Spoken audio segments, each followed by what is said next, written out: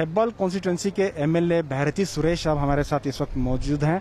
बहरती सुरेश साहब, वार्ड को लेके, बीबीएमपी वार्ड को लेके जिस तरह से हंगामा हो रहा है, जो रिजर्वेशन हुए हैं, तकरीबन 14 मुस्लिम कॉर्पोरेटरों को जो है अपनी जगह खाली करनी पड़ रही है, उनके जो है वार्ड चले जा रहे हैं। तो आपकी जो कॉन्स्टिट्यूंसी है उसमें कितने लोगों को इफेक्ट हो रहा है और क्या कहेंगे आप? देखिए, पूरा बेंगलुरु में अभी रिजर्वेशन क्या सरकार ने क्या है, वो पूरा का पूरा अनजस्टिस है।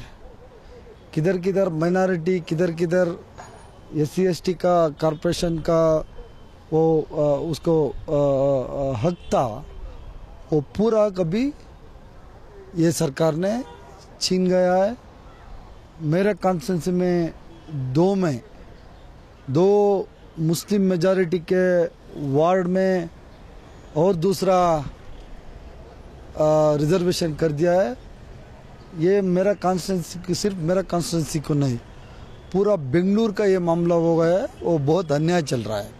ये अभी कोर्ट को सभी कॉर्पोरेटर लोग सभी कोर्ट को डाला है। देखेंगे कोर्ट किस तरह हमको इंसाफ दे सकता है करके।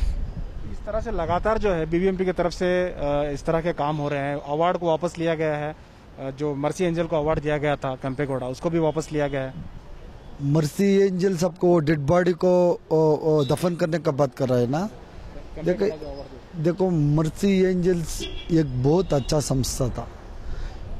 बहुत, ये सिर्फ माइनॉरिटी को नहीं, और हिंदूज का, क्रिश्चियंस का और माइनॉरिटीज का, कोई वो किसी वो घर वालों ने उसको लेके दफन करने को भी वो डरता था, उसको ये मर्सी एंजल्स ने जाके उसको दफन करके वो समाज को एक बहुत अच्छा काम कर रहा था। उसको वो क्या आपका केम्पेगौड़ा का वार्ड लेने का, वापस लेने का वो बहुत नाइंसाफी है, वो बहुत अन्याय का काम है।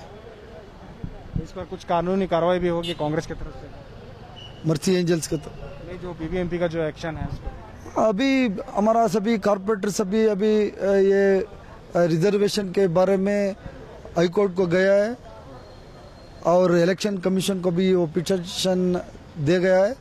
देखेंगे वो क्या समझता है, वो क्या करता है करके। ये हमारा ये ओवरऑट क्या है, ये सरकार के खिलाफ में रिजर्वेशन के बारे में, ये हम जरूर वो कंटिन्यू करेंगे। क्या आपको लगता है कि माइनॉरिटीज कॉर्पोरेटर्स को हटाने की एक साजिश है? देखिए 100% अभी माइनॉरिटीज का, शेड्यूल कास्ट, शेड्यूल ट्राइब का, बैकवर्ड का, इन सबको ये क्लोज करने को, वो पॉलिटिकल में क्लोज करने का ये साजिश चल रहा है। इसीलिए मेरे को उम्मीद है हाई कोर्ट नहीं तो इलेक्शन कमीशन हमको न्याय दिलाता करके मेरा उम्मीद है। बहुत बहुत शुक्रिया। तो ये थे बहरती सुरेश साहब, जिनका कहना है कि अगर इंसाफ नहीं मिलेगा तो वो कोर्ट का दरवाजा जरूर खटखटाएंगे और इंसाफ हासिल करेंगे। कैमरा पर्सन समीर के साथ शाहिद काजी, बेंगलुरु।